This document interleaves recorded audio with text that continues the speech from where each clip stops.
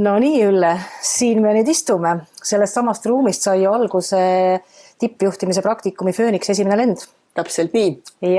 Ja meil on päris hea uudis. Me alustame nüüd teise lennuga. Ja, et tõesti jälle stardime uue grupiga, tippjuhtimise praktikum Phoenix naistele 2. Alustab juba 23. aprill. 23. aprill. Ise ootame suure põnevusega. Ja me alustame jälle siin samas ruumis, nii et see on selline mõnus märgiline koht. Aga võtaks korra nagu aja tagasi. Meenuta esimest lendu. Mis sul meelde jäi? No ülivõimas.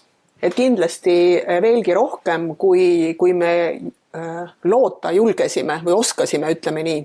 Et lootused on alati kõrged, aga just see, mis oli meie kõigi jaoks, nii koolitajate, esinejate kui programmis osalejate jaoks väga-väga hea koostöö, mis tekkis selles grupis ja tekkis sellepärast, et grupp on väike.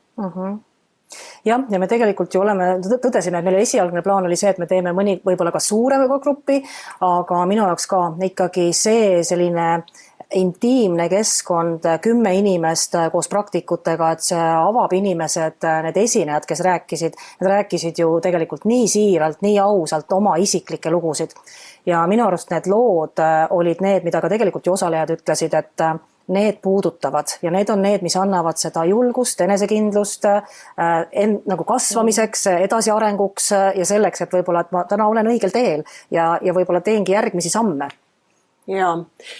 Ja ka see tagasiside ka koolitajate poolt samamoodi väga hea, et nad nautisid ise seda kohtumist grupiga, et tekkisid päris ja mõnusad arutelud tänu sellele, et me ei salvesta neid, me ei jaga neid ja kindlasti olles ka ise kuulanud neid koolitajaid ka varasemalt, ütleksin ma nii, et seal oli ikkagi väga palju uusi aspekte ja üllatusi, et just see isiklik kohtumine väga väikeses keskkonnas, nende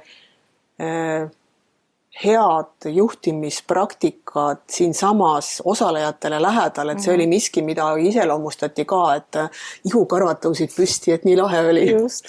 Ja lõpuks tegelikult see, mis minule ikkagi ka meelde jäi, sa saad aru, selles ruumis esines Maribel Vääna, ongi, et ta reaalselt tuligi siia, laulis meile, me käisime reaalselt päris kunstniku kunsti nagu tema kodus, et vaatamas, kuidas kunsti tehakse ja selles maagilises aias hommiku kell 7.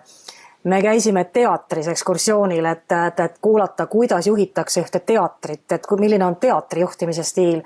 Ja ma ei tea, ma vist unustasin kindlasti midagi ära ka, aga need emotsioonid on nagu hästi nagu muljetavaldavad ja ma ei teagi, et võib-olla ma äkki... Ma tahtsin veel öelda, et need tugevuste testid, et mida me tegime ja ka mentorlus, mida me juurde pakkusime, et selle programmi vältel oli osalejatel võimalus tõesti mõtestada lahti see enda praegune juhtimiskogemus ja hakata sinna peale ehitama vastavalt oma tugevustele, neid võimestades ja programmi vältel ka siis meie kui mentorite käest tagasisidet saades, põrgatades ja ka oma vahel tekkis see nii-öelda mingis mõttes dialoogi mentorlus, et see oli kindlasti üks väga-väga tugev boonus selle õnnestumises. Ja. Minu käest on tegelikult küsitud ja võib-olla see oli ka minu kõige suurem kõhklus, et naiste grupp, et tulevad kokku naised, see on mingi padjaklubi, mingi hull, mingi emotsionaalne teema. Tegelikult ei olnud, et see oli väga strateegiline, aga mis selle nagu väärtus on just see, et jutud on natuke teistsugused, sest oleme ausad ikkagi, et need inimesed, kes siia tulevad, et seda enesekindlust selles maailmas hakkama saamiseks, aga kõik need strateegia teemad, ärijuhtimine üldse, enesejuhtimine, alates tõesti vaimsest tervisest kuni jumal teab milleni välja, et sellist hetkegi ei saanud tekkida, et see oleks nagu natukene siuke mingi lihtsalt padjaklubi, et minul ei olnud. Ja väga strateegilised teemad, võib-olla esimeses moodulis me keskendusime ikka teadlikult rohkem naise rollile, ka kaaslase, ema, eks ole, ka lapsena, mis iganes, et see oli nagu suhtlemise moodul, eks ole.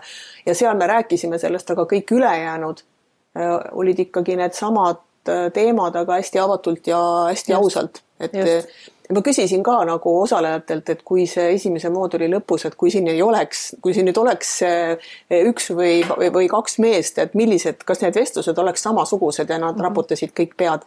Et vahel ikkagi on vaja midagi, et mehed lähevad sauna omavahel ja naised saavad kokku omavahel, et seda veelgi võimsamaks teha enda juhtimist. Aga sul oli üks hea tagasiside. Jaa, tead, ma mõtlesin, et äkki loekski ette, et üks asi, me võime siin padrata kahekesi mida iganes, aga mulle üks tagasiside, mida üks grupis osaleja kirjutas, on nagu nii hea, et tema siis kirjutas nii, et nii mitmekülgset ja toetavat gruppi ei leia tihti. Kontaktid, vestlused ja kogemuste vahetus on hindamatu väärtusega. Oleksin ilma jäänud sisukatest aruteludest paljude eri taustaga juhtidega ning võimalusest vaadata ausalt endasse kui juhti. See programm oli minu jaoks tõeline küpsemise teekond juhatuse liikmeks. Ja tema tegelikult ka selle positsiooni peale läks, nii et ja oleme ausad, üks ainult nendest ja tegelikult on ju neid inimesi, kes karjääripöörde ja selline muutuse tegi päris mitu. Ja see ongi üks võib-olla, kui me nagu võtmenäidik, et need programmis osalejatest päris mitmed inimesed tegid karjäärimuudatuse või siis muudatuse oma elus tervikuna, et liikuda lähemale võib-olla sellele iseenda tõelisele kutsumusele. Ja see on ka põhjus, miks me uue programmiga juba alustame.